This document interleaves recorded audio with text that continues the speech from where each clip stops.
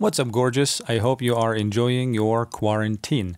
Today I have How to Fail at Almost Everything, which is a very intriguing title.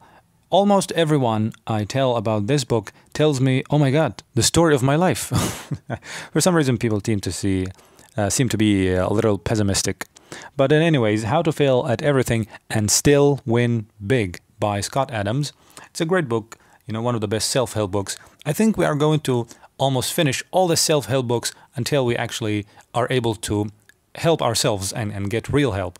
Let me tell you, but just before we go, anything you learn, a book, a seminar, a course, a video, an audio, anything you take as a source of information, you take three things: information, perception, and skills.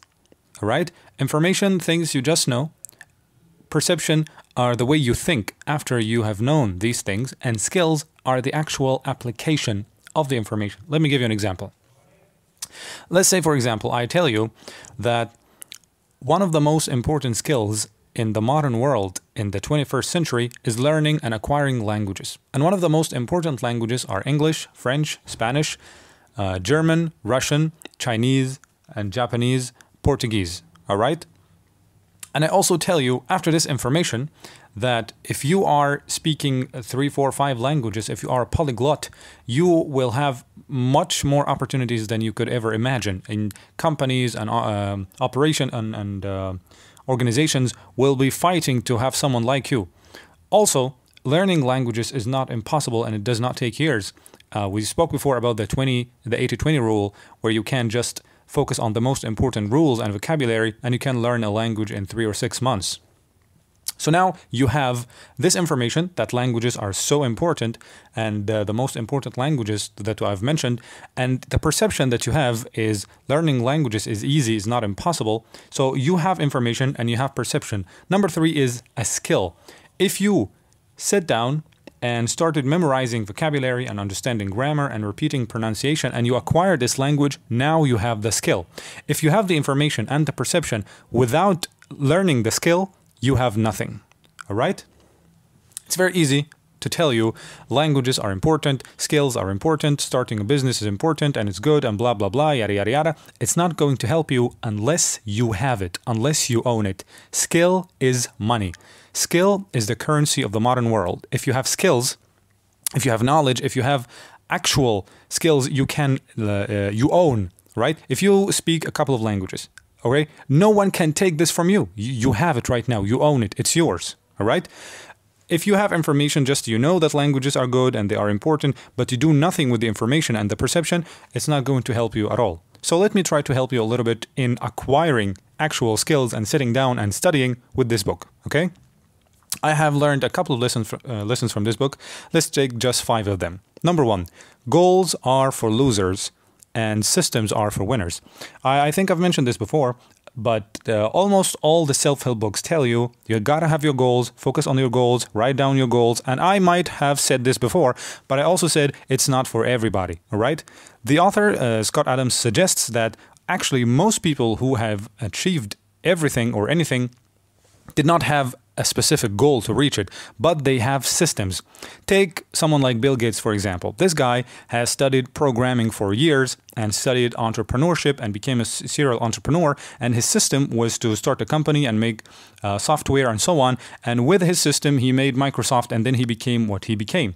So the athletes, the power lifters, the bodybuilders or runners, wherever, their system is they wake up, they study, they practice, they eat, they sleep, they train, and they repeat, right? And the championships and the medals and the money and the success comes to them. So the problem is with this concept, writing goals and so on, it's you cannot actually have your goals. You cannot control them. So let's say, for example, your goal is to become a Mr. Olympia or to become a fitness model, to become super fit.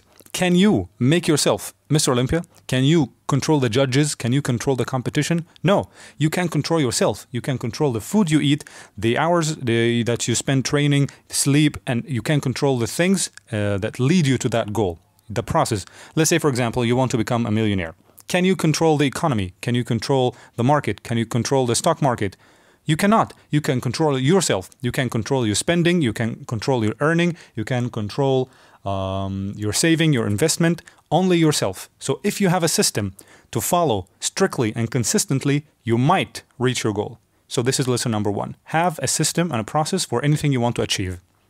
So for instance, if you want to be fit, let your goal be, I will eat healthy and exercise for half an hour every day at the gym or at home or doing cardio or whatever. This will be your goal, the process itself. Okay? Lesson number 2, the power of affirmation, saying what you want to achieve with faith. Now, reminding yourself of your goal is a powerful tool that the author suggests. The author has lost his voice and he made a surgery that regained his voice, but he stayed without talking for 1 year. And that was very tough for him. But he said to himself, I'm going to reclaim and regain my voice, and I'm going to become a best-selling author, and I'm going to become a millionaire.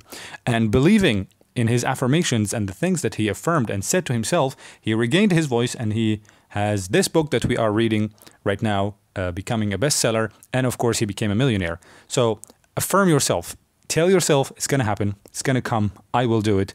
And this is not just a mumbo jumbo stuff.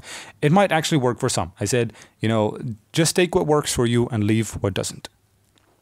Number 3 is to get busy living and enjoy the process, not just the goal. Some people wander so much, and I was one of them. Like, I always consider the negatives and why is this happening and why is that and why am I feeling this way? I'm asking myself why, and why does not leave you to anything. It's just a circle that goes around and around, and it's not healthy. It's because I have a lot of free time. That's what I realized. I have a lot of free time. I have nothing on my plate, not much to do. So I think and I wander off of nonsense and not useful things. Only useless things come when you are free and you don't have anything to do. So get busy living.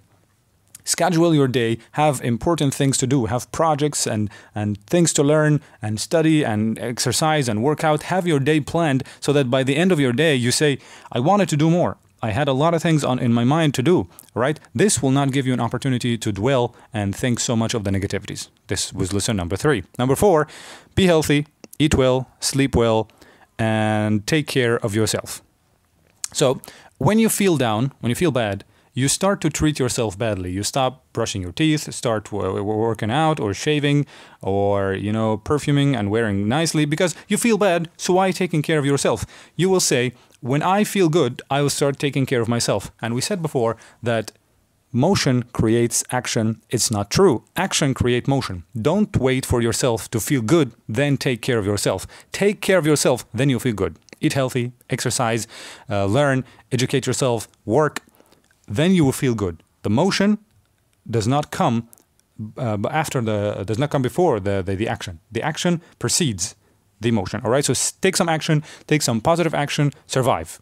And the last thing is to find and solve your problems with systems. We spoke about achieving your goals with systems.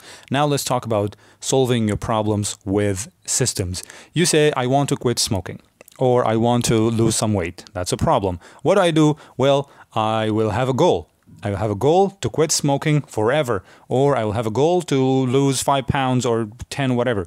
This is not a healthy goal. Your goal should be, today, I will not smoke. I will not smoke for today.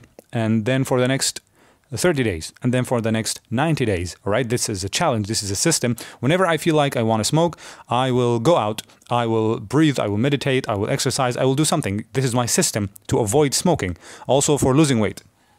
Whenever I feel like I want to eat something delicious, I will eat it. Actually, I love eating delicious stuff, so I cannot resist. But I exercise every day, and I walk for like half an hour, 30, 45 minutes. So my system is compensating my lack of discipline, and discipline is boring. So if you cannot discipline yourself, at least have a system that compensates your shortcomings. So have your system, enjoy your life, and even if you fail at most of the things in the day, you still can find success. You still have learned something, you still have succeeded in one thing, and even if you fail, get up and subscribe, and thank you very much, and I will see you next time.